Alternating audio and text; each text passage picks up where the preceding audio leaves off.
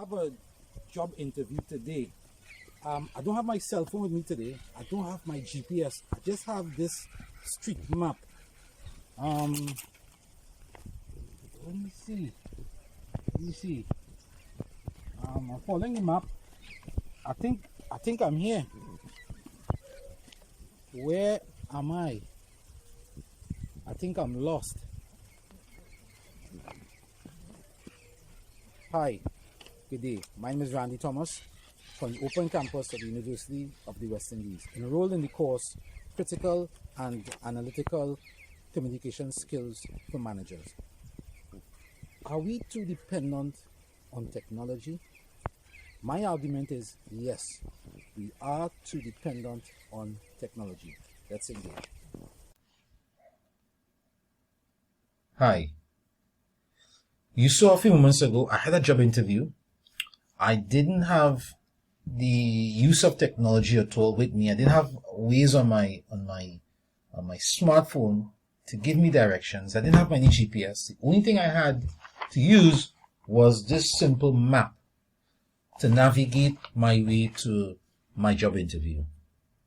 And I found it rather difficult. Because, like you, I believe we are overly dependent on technology. As a matter of fact, there's an online community where like-minded people come together and discuss ideas like what we're doing now. And they had a survey and they asked,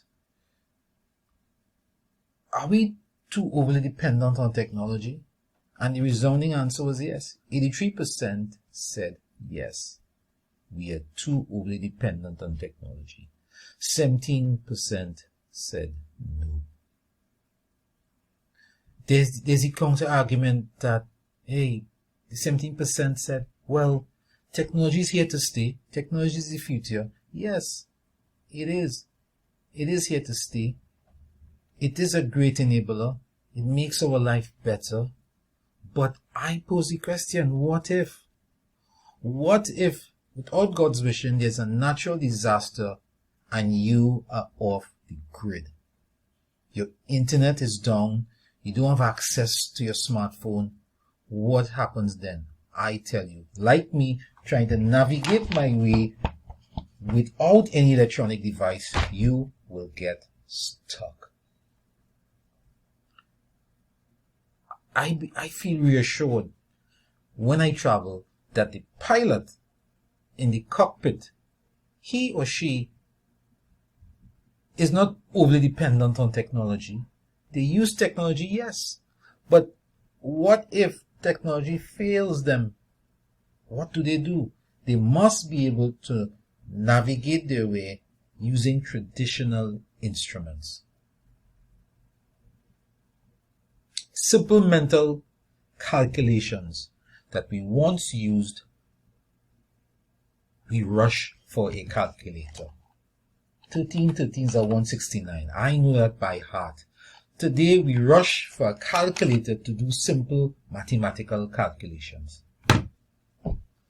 A sentence, a paragraph, a composition cannot be done unless we use spell checker or Grammarly. I pose the question, imagine having to write an entire composition. What will happen then?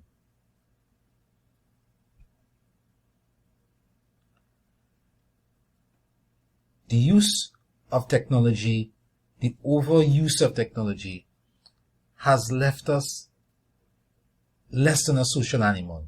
We've lost that empathy for one another. Today, you'll find that you will be getting GM on your phone. Good morning. Hello. How are you? But sometimes the person or persons who's sending those messages are sitting right over there. We have lost that empathy. Employees find themselves who are dismissed. They get dismissal emails without even having to see the recipient or the sender of that message. We have lost that empathy for one another.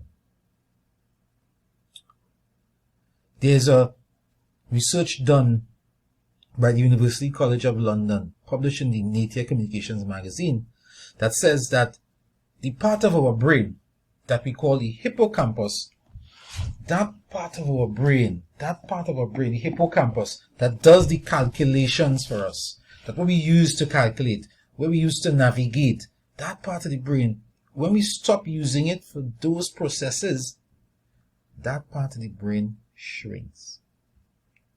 So the over dependence on technology affects our brain as well.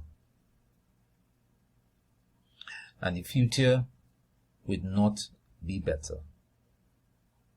With the new technology that's around the corner, like autonomous vehicles, robotic vacuum cleaners, will leave us useless.